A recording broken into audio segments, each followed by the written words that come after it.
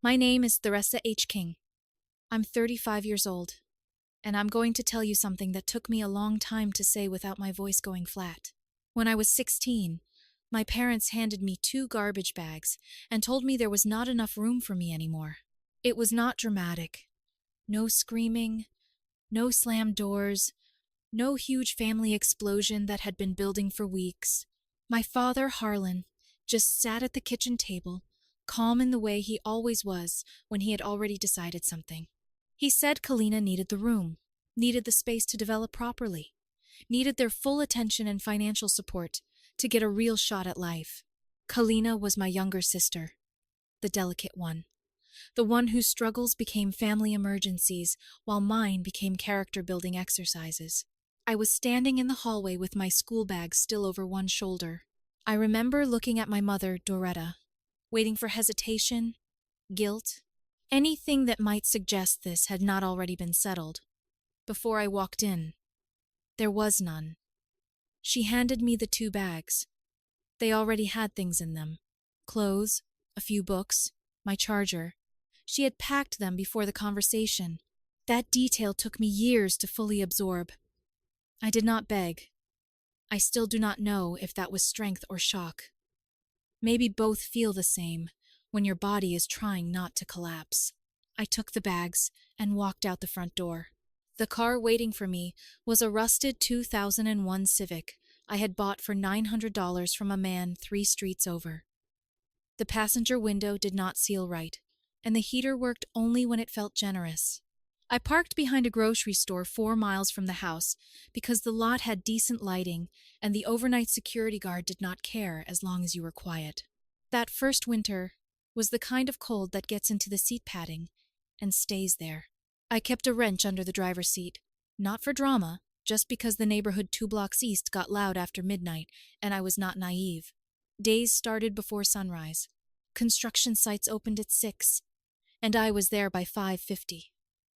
A foreman named Obi ran a crew pouring foundations and framing structures near the interstate.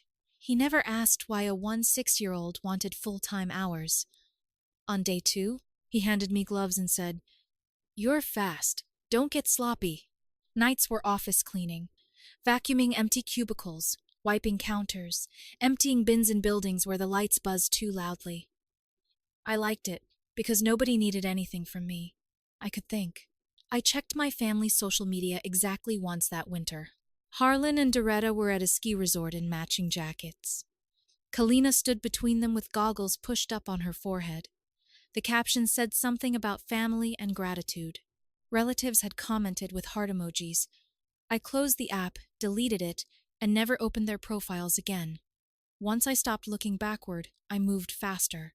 Construction taught me how structures hold together, not from books, but from standing inside them while they were being built. I learned which properties moved, which neighborhoods were shifting, where money flowed before anyone admitted it was flowing there. I made small investments, patient ones. Nothing flashy. It was not a clean, straight line. There were setbacks, bad calls, months where I worked until my hands shook and still had nothing to show for it. But the direction was always forward. Eventually, I built enough to buy the lot on Blackwater Ridge. The house took 2 years. I knew every inch of it, because I was on site for most of it. That is where I was standing the night this story really begins. On the balcony, looking down at the town lights, holding a glass of water, not thinking about much. Then headlights came up the driveway. I had not given anyone this address. 3 doors opened. I knew the way they moved before I saw their faces. Harlan in front, Doretta, half a step behind him. Kalina trailing with her head down and hands in her pockets. I let them knock, waited 10 seconds, then opened the door and pointed them toward the kitchen. I gave them water and sat across from them, like I was reviewing a contractor bid. Harlan started slowly. Kalina was in trouble. Gambling, debts, people showing up at their house who did not send polite statements. Then came the ask. If Blackwater Ridge were transferred temporarily into Kalina's name, creditors could not attach it to collections. It would buy time. Once things were resolved, the title would transfer back. Simple, clean, family, taking care of family. Doretta touched her glass and said, "You never needed us the way she does." I looked at all three of them and said, "Let me think about it." They left within 10 minutes. I stood at the door until their headlights disappeared, then sat back down at the kitchen table. The request was not what bothered me most. It was how rehearsed they were. So I opened my laptop, pulled up a private investigative firm, and started typing. 3 weeks is a long time to perform warmth you do not feel. I texted Harlan twice during that stretch. Once to say I was working through the logistics with my accountant, and once to say things were moving, but I wanted to make sure the transfer process was airtight before we scheduled anything. Both times, he replied quickly, grateful tone perfectly polished. "No pressure," he said. "Take the time you need." That was how I knew there was pressure. Harlan only sounded patient when he needed something badly enough to hide his urgency. I kept Doretta's messages brief and pleasant. "Hope you're doing okay. Still looking into everything. We'll talk soon." She responded with little hearts and soft words that would have looked motherly to anyone who had not been handed 2 garbage bags by her at 16. Kalina barely engaged at all. She sent one message that read, "Any update?" Nothing about how I was. Nothing about seeing me after all those years. Just a status request from the sister my parents had chosen over me before I was old enough to sign a lease. I was good at staying level on the surface while work happened underneath. Construction teaches you that the most critical phase of any structure is the foundation, and foundation work is invisible by the time anyone admires the finished building. So I smiled in text messages, answered carefully, and waited for Petra Voss. Petra came back to me in 19 days. The file arrived, encrypted, followed by a separate email with the decryption key and one short note. "I recommend reading this in 2 sittings. There is a significant amount here, and you will want to be sharp for the second half." I read it in 2 nights at my kitchen table, while Blackwater Ridge sat dark outside the windows and the house stayed so quiet I could hear the refrigerator hum. The first night was Kalina. Her gambling problem had not started recently. It went back 11 years. Online accounts, private games, a stretch in her late teens where she burned through every accessible dollar in a 14-month window. The debts that had brought them to my driveway were not a sudden crisis. They were the current surface of something my parents had been covering for more than a decade. Then came the loans. Petra traced hidden personal loans taken out in Doretta's name, spread across 4 lending institutions, structured just below the amounts that triggered automatic review flags. Some signatures were Doretta's. Some were not. Petra compared them against verified samples and flagged several as inconsistent. Forgery was not a word she used casually. She used it anyway. Then I got to Roselle, Doretta's older sister. I had not seen her since I was maybe 12. Sharp, quiet, the kind of woman who could end a conversation with one raised eyebrow. She had spent 30 years as a court stenographer before retiring upstate. She had a retirement account with a regional financial institution, or she used to. Harlan had been withdrawing from it for 6 years. Not all at once. Incrementally. Carefully. Amounts designed to move without triggering review. The authorization signatures on file did not match Roselle's known samples. Petra's note beside that section was clear. Probable forgery. I set the file down and stared at the table for a long time. The second night was me. There was a personal loan opened in my name when I was 19. A lending account I had never heard of, tied to an address where I had lived briefly during a 4-month sublet. The loan had been used, partially repaid through circular transfers, then quietly defaulted. Managed just well enough to stay mostly off my primary credit profile. Barely. Not perfectly. Just enough that I had never caught it. I was 19, cleaning offices at night, sleeping wherever I could, eating cheap noodles in parking lots, and someone had taken my identity and borrowed money against it. I did not sleep much after that. The next morning I called Petra. She answered on the second ring, like she had been expecting me. I asked one question. "Is this enough?" "For a federal referral?" she said. "More than enough. Wire fraud, elder financial abuse, identity fraud, possibly more depending on what a forensic audit uncovers. This is substantive. That word stayed with me. Substantive. Not emotional. Not dramatic. Not family drama. Substantive. That afternoon, I contacted the Federal Financial Crimes Division. After 2 transfers, I spoke to an investigator named Agent Stoll. His voice was calm, methodical, the kind of voice that belonged to someone who had spent years listening to people explain why their paper trails were misunderstood. I gave him everything. Dates, institutions, loan accounts, Roselle's retirement withdrawals, the loan in my name. He asked focused questions and did not sound surprised, which somehow made it worse. At the end, he said, "This is enough to open a formal investigation. I'll send a secure upload link within the hour. Do not tip them off, and do not sign anything." "I have no intention of doing either," I said. That evening, I called Obi. He came over and sat at the same kitchen table where my parents had asked for my house. I walked him through the whole thing. When I finished, he was quiet, then said, "What do you need from me?" "A witness," I said. "Someone who knows who I was when they threw me away." Obi nodded once. No drama. No speech. And that was when I knew the foundation was set. The next morning I called Harlan and told him the property transfer was moving forward.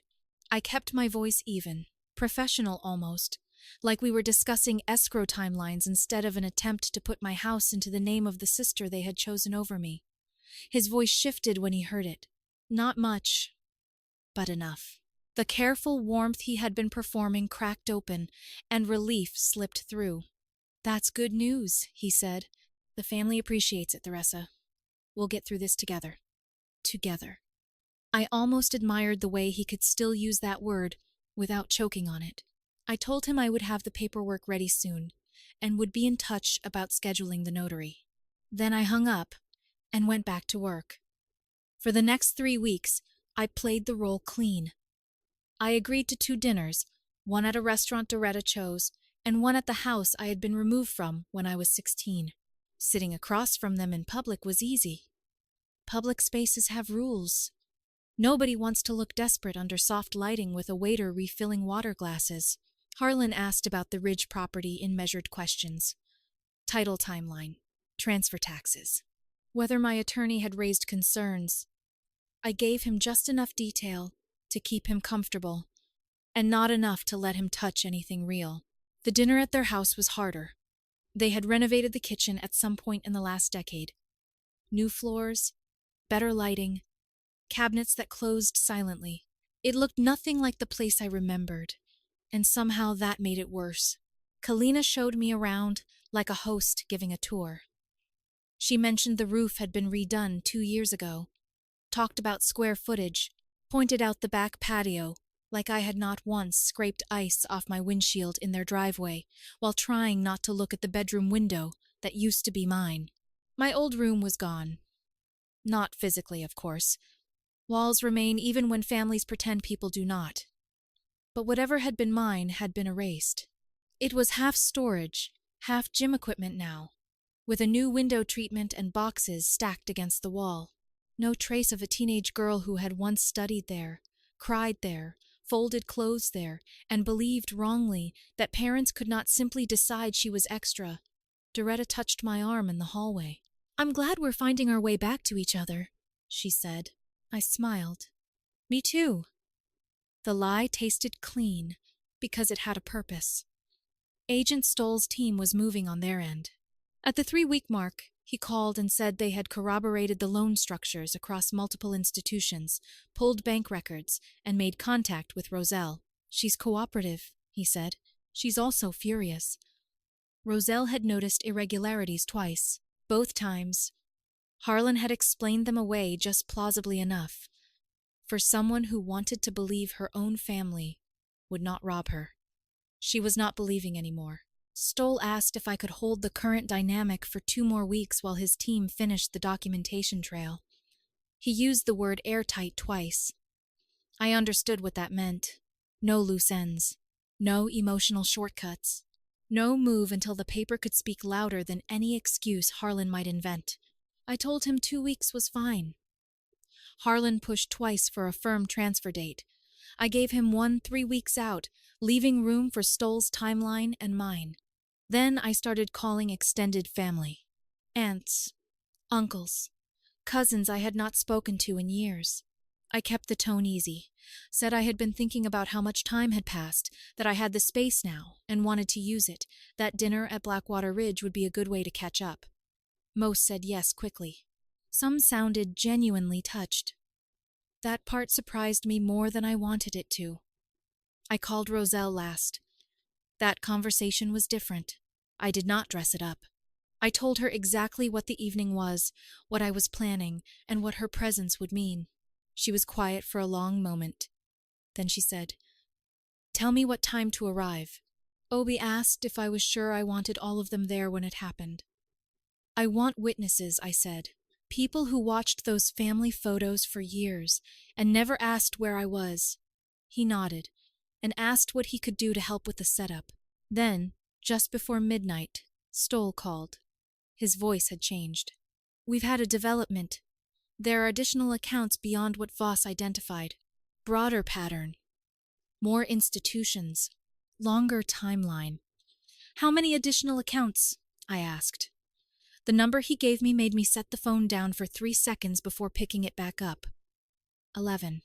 11 accounts across 6 institutions, spanning almost 14 years. I looked out at the ridge, at the dark line of trees below the balcony. "Expand it," I said. "Get everything."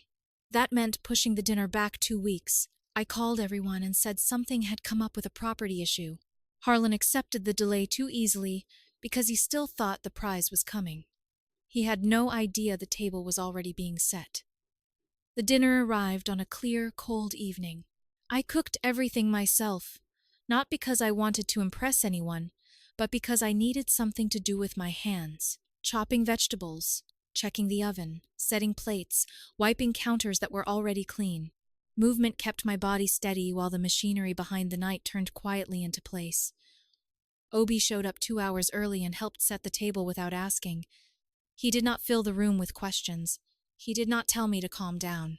He just moved chairs, folded napkins, and checked the front path for ice like he had been part of my life long enough to understand that practical help was sometimes the only kind a person could accept. Extended family arrived in waves. Aunts I had not seen in years. 2 uncles. Cousins who hugged me a little too tightly, probably because they did not know whether the distance between us was my choice or something they had helped create by never asking questions. The first hour was warmer than I expected.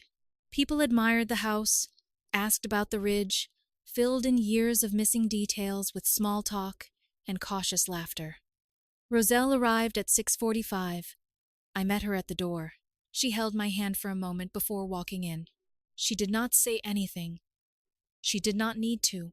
She took a seat near the far end of the table, composed and still. A woman who had spent weeks preparing herself to watch truth land in a room full of people who had avoided it for too long.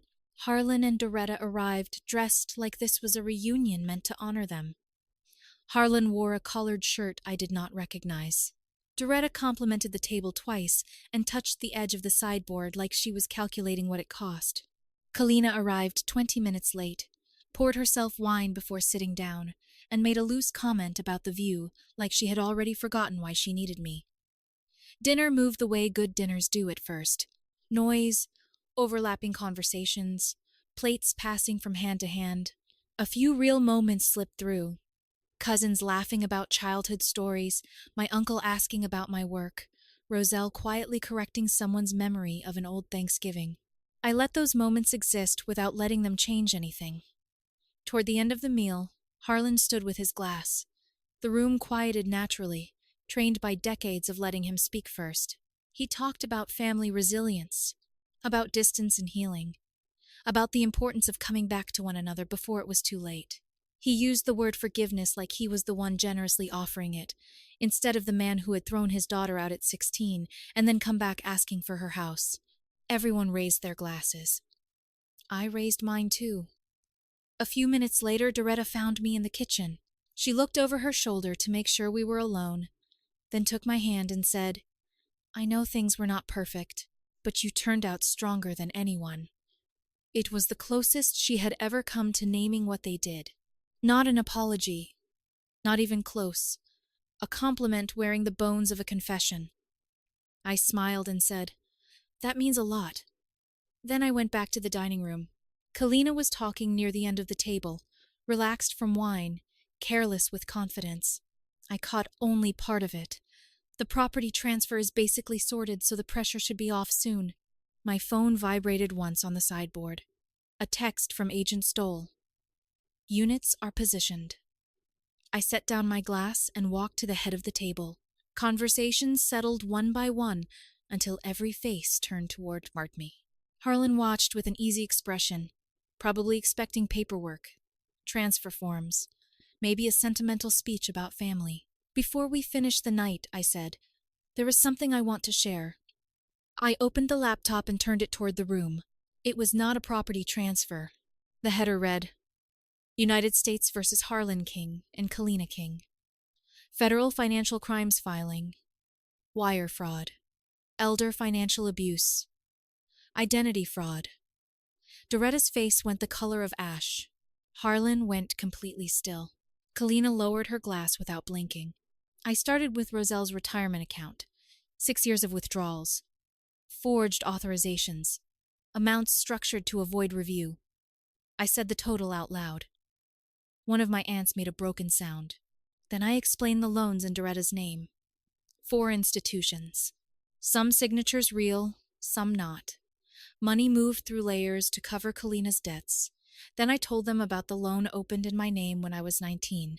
"I was sleeping in parking lots," I said, "and someone at this table borrowed against my identity." Harlan lowered his voice.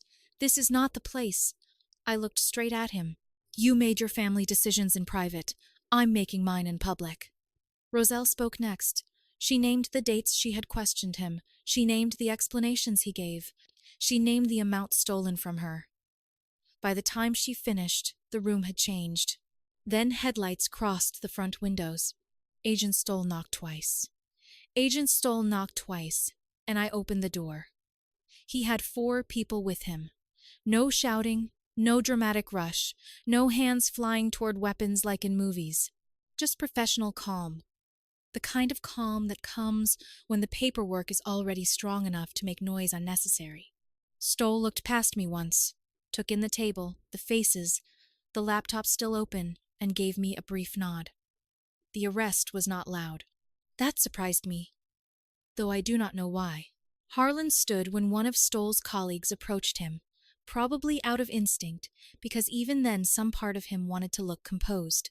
He had built his entire life around sounding reasonable while doing unreasonable things, and for a second I watched him try to wear that old authority like armor.